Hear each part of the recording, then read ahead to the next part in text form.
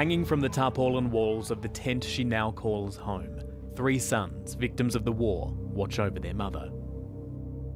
تعبنا والله بطلع في أحفادي بس قلبي بتقطع يا ريتها في عيني ولا أولادي راحوا. أنا أم شهداء 3 لا بيت ولا فرشة ولا لحاف ولا إشي وهيني مريضة كانسر. Amal's suffering is an all too common story in Gaza, and it's pushed her into speaking out. فقدت أولادي كيف إيش اللي تغير علي بدي أطلع في المسيرة بدي أطلع بدي أطلع لا للحرب لا للحرب لا للحرب. Simmering anger has boiled over in recent months. While ultimate blame for the Gaza bombardment is laid at the feet of Israel, more and more Palestinians are taking to the streets to say the responsibility for letting it drag on for more than a year and a half lies with Hamas. Amal was part of this rally which erupted back in March. أنا شاركت في المسيرة لأنه ضد الحرب. إحنا ضد الحرب ضد سياسة حماس اللي في البلد بتصير أو في قطاع غزة. Protests against Hamas are rare. This one began days after Israel resumed strikes in Gaza 2 months ago. In recent weeks, more have sprung up across the Strip as food shortages forced aid kitchens to close, with hundreds waiting in line.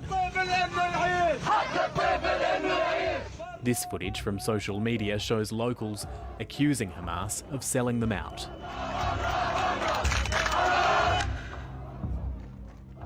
Reprisals are a risk. نقدر نمشي ولا نقوم ولا نقعد مش بكفي اليهود بتكتل فينا كمان العرب يكتلوا بعض والله يا حرام والله يا حرام.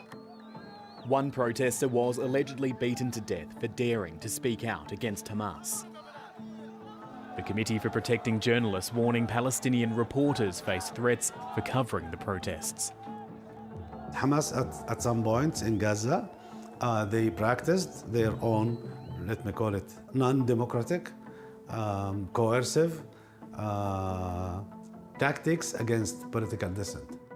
The former US administration warned Hamas's ranks had been bolstered during the war. We assess that Hamas has recruited almost as many new militants as it has lost. That is a recipe for an enduring insurgency and perpetual war. As a result of those forecasts, not all are convinced the more recent protests are indicative of a broader uprising in Gaza. I have never heard of a people when being exposed to genocide and to this terrifying amount of killing will come out and protest against a liberation movement that is fighting on their favor. It never happened. I think for Hamas, they don't mind and they don't see it as protests against them if people took to the streets, because it's against the silence of the entire world on what is happening in Gaza. Israel denies allegations of genocide in Gaza. The Strip's health ministry says more than 54,000 Palestinians have been killed in Israeli attacks since the war began more than 600 days ago. Hamada also joined the rallies. Like many Palestinians, his home is now a pile of rubble. سياسة حماس التي فرضت علينا التجويع وفرضت علينا الأساليب التي لم نكن في يوم من الأيام ندرك أنها ستحدث لنا.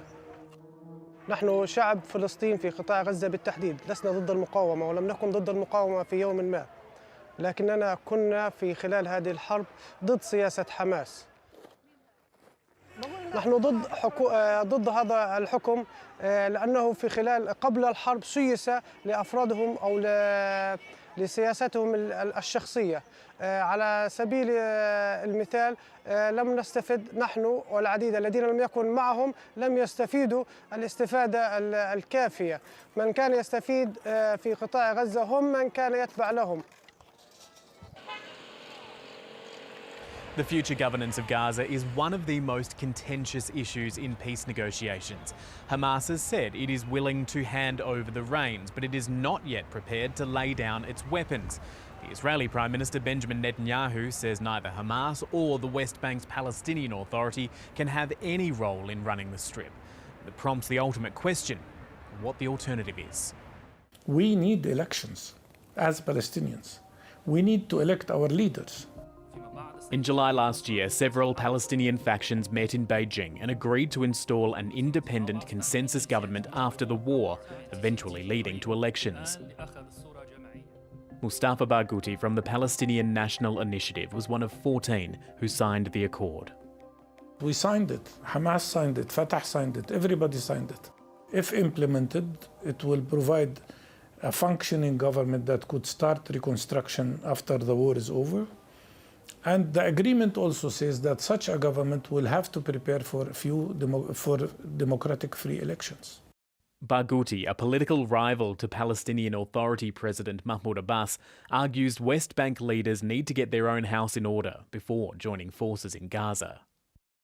If it was shared, they would have pushed for elections. But clearly some people don't like the idea of elections because they are not, they don't know what will be the results.